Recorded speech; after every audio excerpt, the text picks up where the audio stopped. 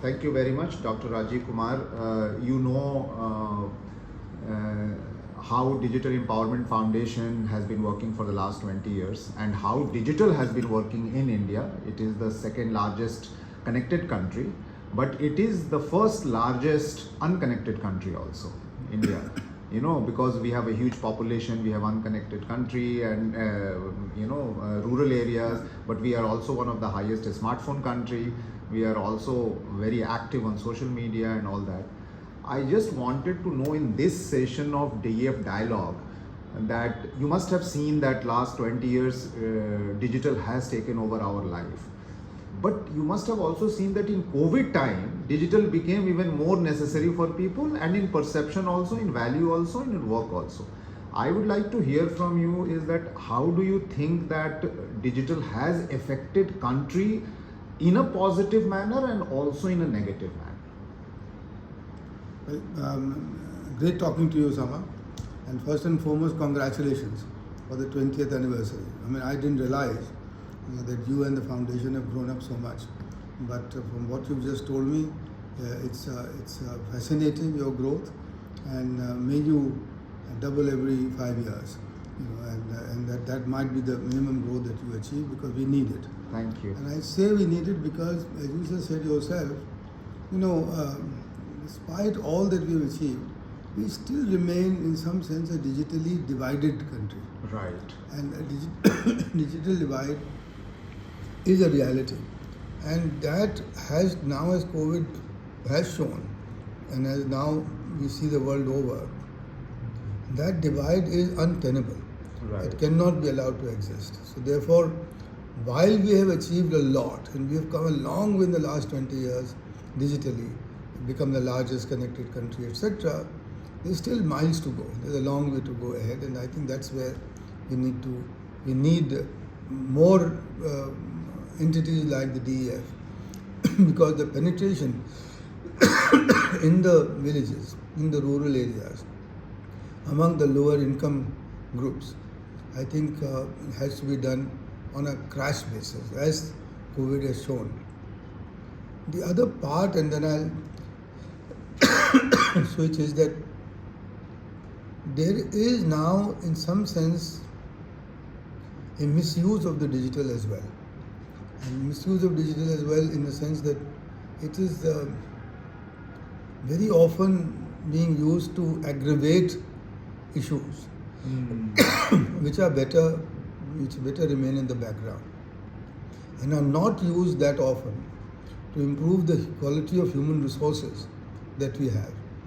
And I think digital has the potential to really exponentially increase the quality of our human resources.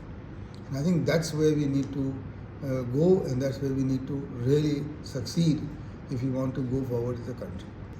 You have said very rightly that digital is such an asset, such a knowledge, such a tool that everybody can use it for enhancing the quality of life, and why not, and we have shown that.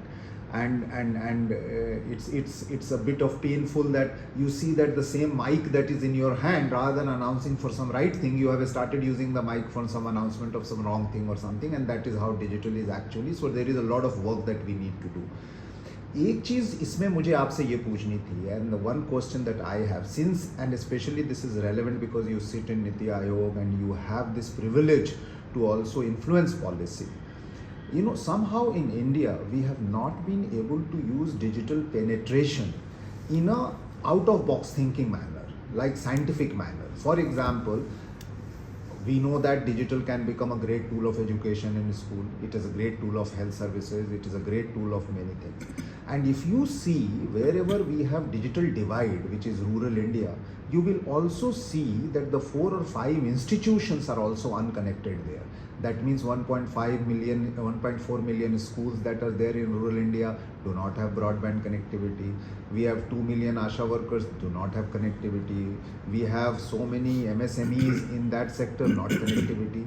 The reason I'm asking you is that is there a possibility that at a higher level of policy can we influence ministries to take connectivity as their onus and responsibility rather than leaving it to TRAI or DOT and Ministry of IT or something like that?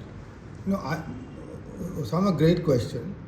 But I'm actually very glad to tell you and honestly telling you that connectivity is probably the highest priority today of this government and of the Prime Minister in particular.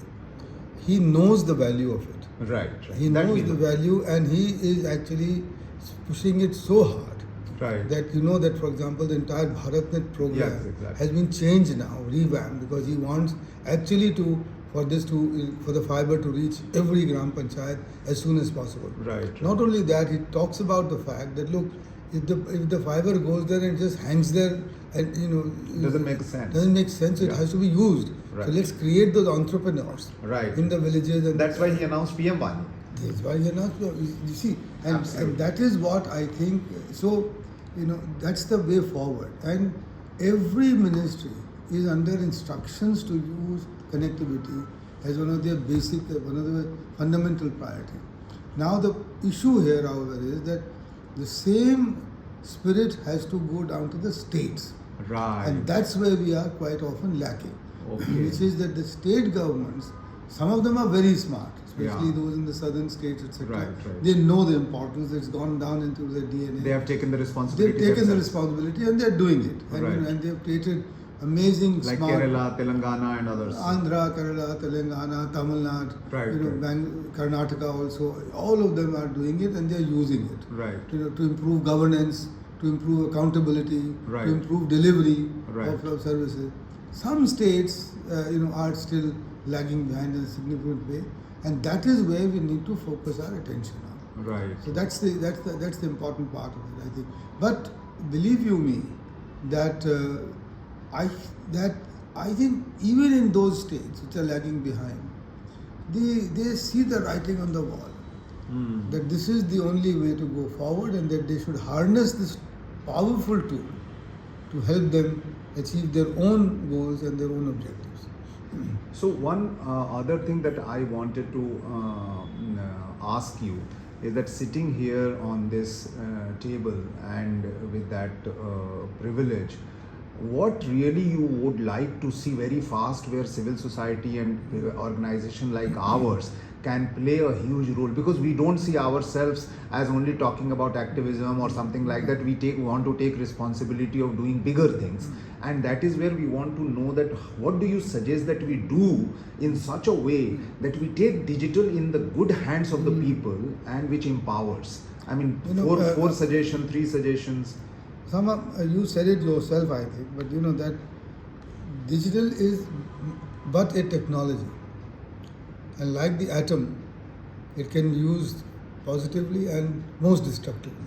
Same thing here. Absolutely. And I think therefore the first and foremost responsibility for all the civil society is to generate the awareness about the dangers of of the digital economy, of the digital tools. Right. And make the youngsters aware, because you can't live by banning things. Right. Exactly. And therefore we have to create that positive narrative about digitally empowered but ethically empowered citizens of India. Wonderful. And that is what we need to do. Ethical digital. Ethical digital. And what are the ethics that we should adopt for being digital? Now that I think is a key, because otherwise, as you know, this can be used in the most harmful manners. Right. And it's being used. Right. Is it already being used? It is already being used. So now how do you can't, you can continue to block channels and you can block, sites and so on, but they keep emerging and erupting. Absolutely. As the more you do, the more they erupt.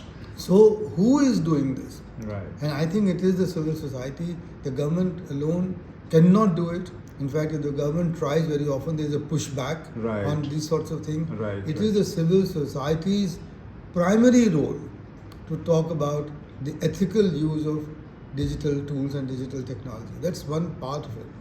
The second part of it, I think, is to also talk about 2 or 3 major challenges that we have in this country and how digital tools can be used to address and overcome them.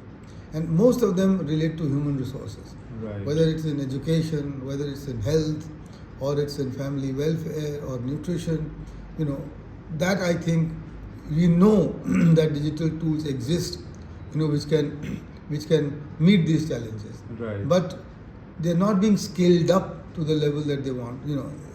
Empowering the SMEs, for example. Right. So that I think is the second one. How can we effectively utilize digital tools to meet societal challenges, Right. of which there is awareness, but not big enough practical utilization. So I think that's the second one, and the third one I think that we can talk about is using digital tools to improve governance at all levels, Right. to create the kind of accountability which only a digital tool can give, because can create a feedback loop very quickly, Right. and very effectively and in a very objective manner. And I think that's because that if we achieve, and for example, if we have real-time feedback of, let's say, local government schemes, Right. then that they will have to follow the path of efficient, effective, and accountable delivery. I think those three are the major ones. I could talk about others because there's a huge role for digital tools in our agriculture. And related to that is our climate and environment. Right. So, if for example, we can use effectively optical sensors Right. to achieve, more effective nutrition. Right. We will save water, we will save, but we can go on, but those are the three principal ones.